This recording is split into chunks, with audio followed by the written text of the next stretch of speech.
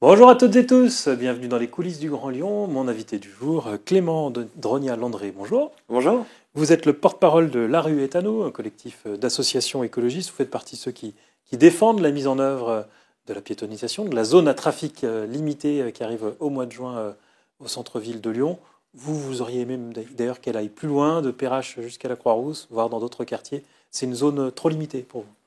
Oui, tout à fait. Bah, déjà, pour commencer, effectivement, nous, on la défend. On pense que c'est une très bonne mesure pour lutter contre la pollution atmosphérique, contre la pollution sonore, pour réduire le trafic de transit en presqu'île.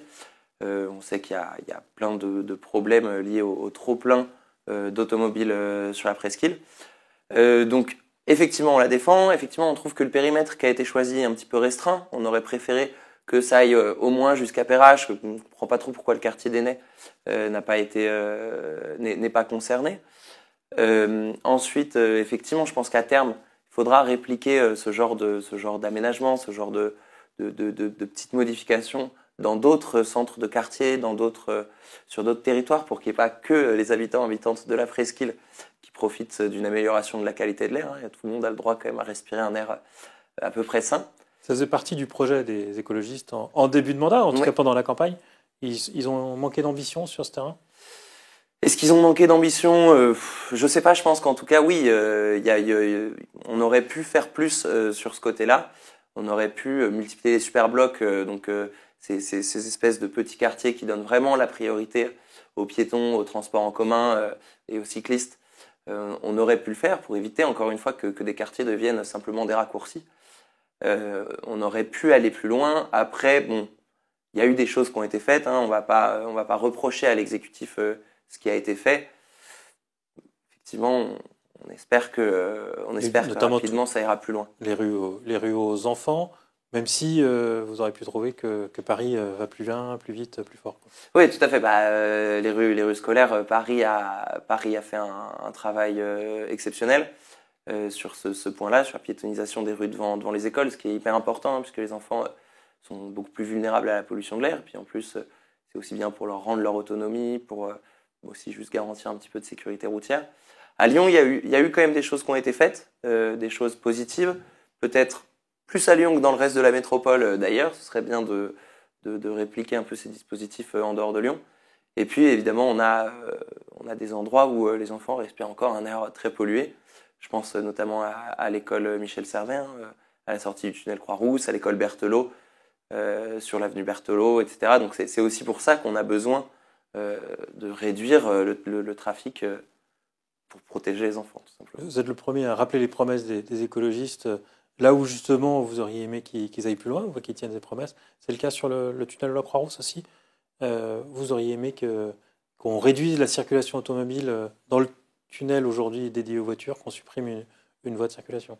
Alors, supprimer une voie de circulation, oui, pas pour rien faire. L'objectif, c'est pas d'empêcher les gens de traverser, qui ont besoin de traverser. C'est justement de leur permettre d'utiliser autre chose que leur voiture et de sortir de leur voiture. Donc, il y avait quand même un moment, on avait parlé de mettre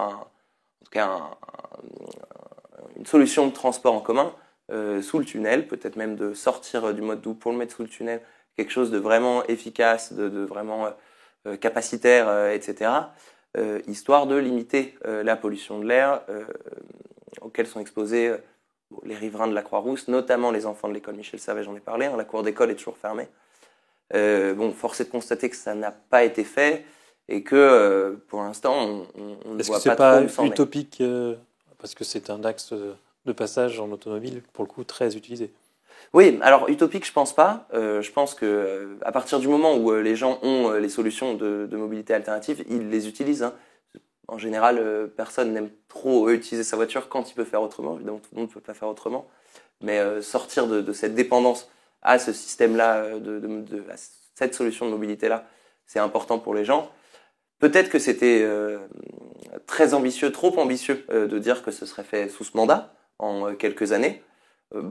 Après, ça n'empêche pas que aujourd'hui, on ne sait pas trop où en est le projet et ce serait bien qu'on sache où ça en est, parce que à un moment, ce serait bien de le faire. Je rappelle qu'à ce niveau-là, à cet endroit-là, on est encore au-dessus des normes légales de qualité de l'air, qui pourtant vont être divisées par deux et sont encore 4 fois supérieur aux recommandations de l'OMS. C'est-à-dire que vous n'avez pas d'échange avec la mairie de Lyon, avec la présidence de la métropole? Alors alors moi personnellement pas plus que ça, mais je sais que le collectif de parents d'élèves, les riverains, sont reçus de temps en temps et ont un rendez-vous prévu avec l'adjointe à la santé le mois prochain. Je ne sais pas du tout ce qui va en ressortir. Le collectif La Rue est à nous, non?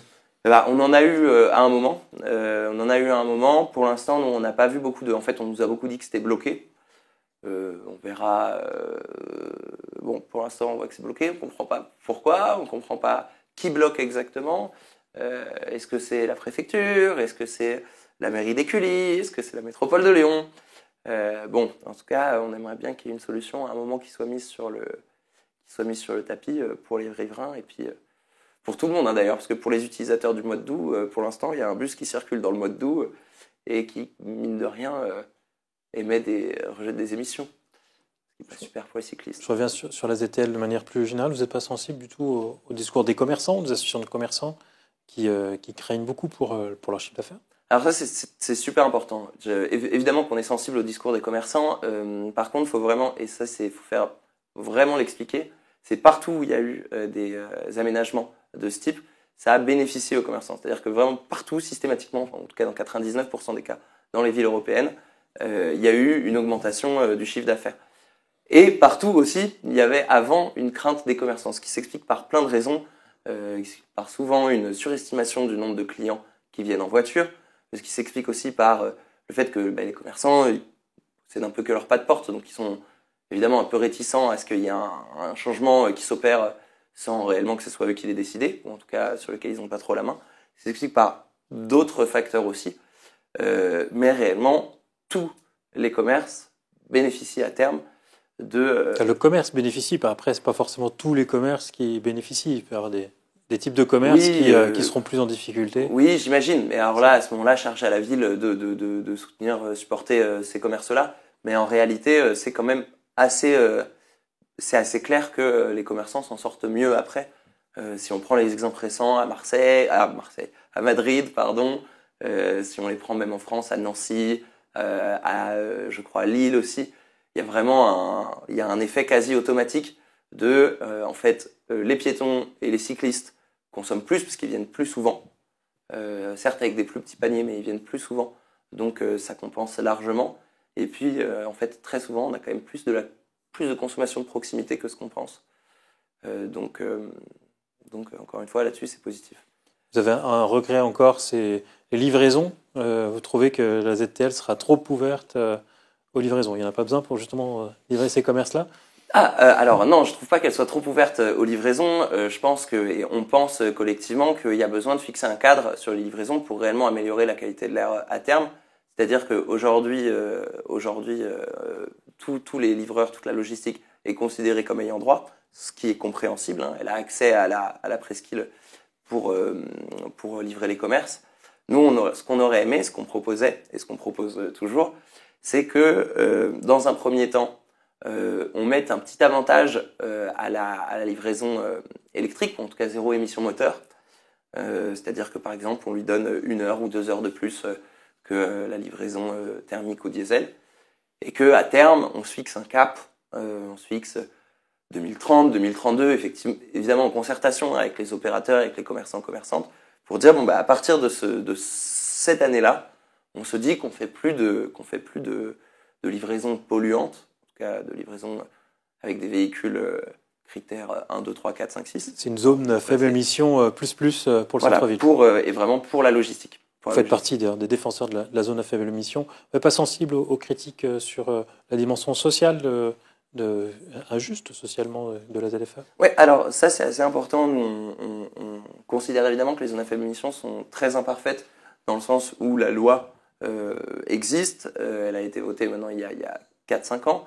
Mais le gouvernement a engagé très peu d'investissements pour le développement massif nécessaire qui aurait dû accompagner cette loi-là, le développement des transports en commun, le développement des aides pour le changement de véhicule, ou en tout cas de motorisation, etc. En revanche, on dit aussi à ceux qui crient à la suppression des ZFE en disant que ce serait une injustice sociale, qui sont irresponsables. En vérité, quand on prend par exemple à Paris, on a 5 fois plus de chances de mourir de la pollution de l'air quand on est pauvre que quand on l'est pas. Les premiers à profiter quand même de l'amélioration de la qualité de l'air, ce seront les plus précaires qui sont d'ailleurs moins polluants et moins véhiculés que les autres. Donc oui, évidemment, il y a un besoin d'accompagner les gens pour les sortir de la dépendance à la voiture thermique et à l'autosolisme en plus de ça. Mais bon, abandonner les ZFE, ça sert à rien. On a besoin de plus de solutions, pas de moins. Et du coup, on appelle les gens à plutôt demander des investissements au gouvernement. Vous aimeriez que Bruno Bernard aille plus vite? Il a ralenti le calendrier, il a eu tort? Il a ralenti le calendrier, je ne sais pas s'il a eu tort, parce qu'effectivement, comme les investissements du gouvernement n'arrivent pas, en fait, on a besoin... là, s'ouvre hier, s'est ouvert la conférence de financement des transports nationale. En fait, on a besoin qu'il y ait je sais pas, mais un service de RER métropolitain qui soit financé. On a besoin que le leasing social soit repris. On a besoin qu'il y ait un plan vélo qui réexiste, puisqu'il a été quand même un petit peu sabordé par les 2 derniers gouvernements. En vérité, sans cet argent-là, sans cette manne-là pour vraiment accompagner les zones à faible émission localement, je ne sais pas s'il a eu tort de le décaler. Je pense que c'est mieux d'attendre d'être prêt quand même, parce que ça sert à rien d'avoir juste une règle qu'on ne suivrait pas et qui n'aurait aucun effet sur la qualité de l'air. Dernière question, très rapidement, pour la mise en œuvre de la ZTL début juin. On a vu Fabien Bagnon qui était très confiant sur comment ça va se passer. Vous êtes aussi très confiant? Par rapport au respect des règles? Au respect, aux difficultés d'embouteillage que ça peut présenter, aux gens qui ne comprendraient pas comment ça marche? Alors, je pense qu'il y a besoin de communiquer sur le sujet. Hein. En fait, là, on vient de parler des zones à faible émission. Il y a les zones à trafic limité. Bon, on le sent. Et d'ailleurs, moi, je l'ai vu à droite à gauche, même parfois, la presse s'y perd, les médias s'y perdent, et les citoyens s'y perdent. C'est normal, c'est quand même un peu du jargon technique. Après, je pense que c'est quand même c'est une mesure qui va être plus compréhensible. En fait, bon, voilà, il y a ce périmètre-là dans lequel on évite d'aller en voiture si on peut pas y accéder. De toute façon, il y aura des bornes, etc. Et puis, de toute façon, aujourd'hui, il y a déjà peu de personnes qui prennent leur voiture pour se rendre en presqu'île. Pour vous, faites le pari que ça se passera bien? Oui, moi, je pense que ça va plutôt bien se passer. Clément Andronial-Landré, je vous remercie. Eh ben, merci à vous, merci pour l'invitation. Et puis moi, je vous dis à demain pour une nouvelle émission des Coulisses du Grand Lyon.